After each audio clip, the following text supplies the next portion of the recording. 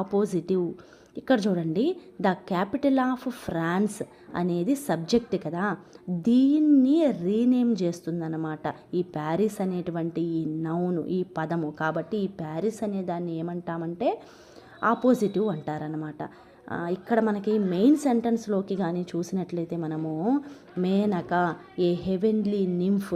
ఇక్కడ చూడండి, ఇందాకంతా కూడా మనకి ప్యారిసు, అట్లాగే ఏ డాక్టర్ అనేటువంటి సింగిల్ వర్డ్ వచ్చిందనమాట.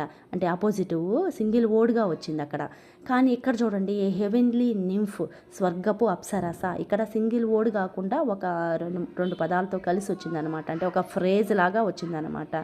ఈ ఆపోజిటివ్ అనేది, దీన్ని బట్టి మనకి ఏమర్థమవుతుంది, ఆపోజిటివ్ అనేది ఒక సింగిల్ నౌన్గాను వస్తుంది, లేకపోతే నౌన్ ఫ్రేజ్గా కూడా వస్తుంది. సెంటెన్స్లో వచ్చి ఏం చేస్తుంది అంటే ఒక నౌన్ని కానీ లేకపోతే నౌన్ ఫ్రేజ్ని కానీ ఇది రీనేమ్ చేస్తుంది. అంటే ఈజ్ ఈక్వల్ టు అని చెప్తుంది, రెండు ఈక్వల్ అని చెప్తుంది, లేకపోతే దాని గురించి డిస్క్రైబ్ చేస్తుంది.